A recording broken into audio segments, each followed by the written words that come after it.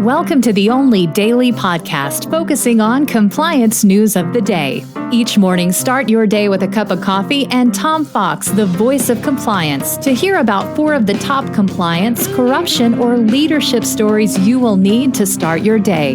The Daily Compliance News is a production of the Compliance Podcast Network. First, a word from our sponsor.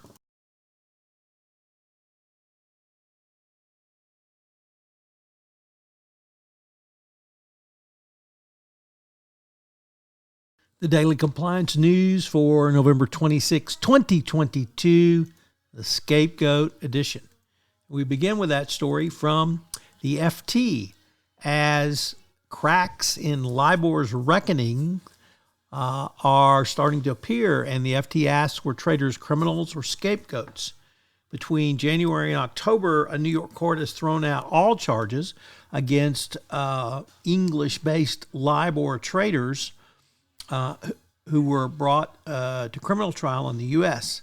That, of course, includes Tom Hayes, Roger Darwin, Matthew Conley, and Gavin Black. This means the rulings that all U.S. court convictions relating to LIBOR rigging have now been reversed. So the question is, why were these charges ever brought? Why were these people targeted? Is this just a sap to the banks to let them get off? All open questions. Next up, from the Wall Street Journal, Risk and Compliance Journal, Dylan Tokar reporting that Swiss giant construction company ABB is nearing a deal to pay $325 million to resolve bribery allegations in South Africa. The pending settlement will be between U.S., German, Swiss, and South African authorities and is expected to be finalized as early as the first week of December. Of course, this is the first major settlement after the announcement of the Monaco memo, and it appears that the DOJ will not require the parent corporation to plead guilty, will not require a monitor, and so the question will be, how serious is the DOJ about invoking the Monaco memo, and what will that mean going forward? But for ABB, just a fabulous settlement based on the fact they are the first 3-time loser under the FCPA. So congratulations to ABB if that settlement is indeed correct.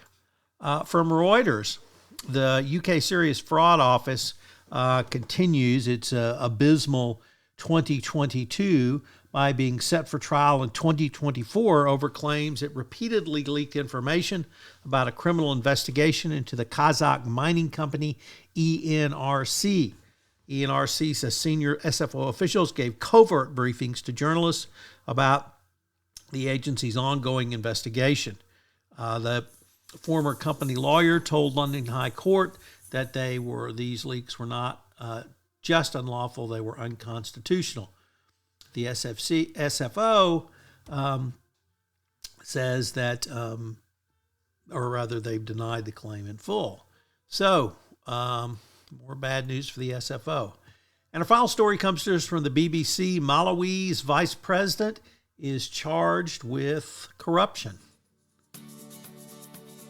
The Daily Compliance News is a production of the Compliance Podcast Network and a proud member of C-Suite Radio. Thanks so much for listening. I hope you'll join me again tomorrow.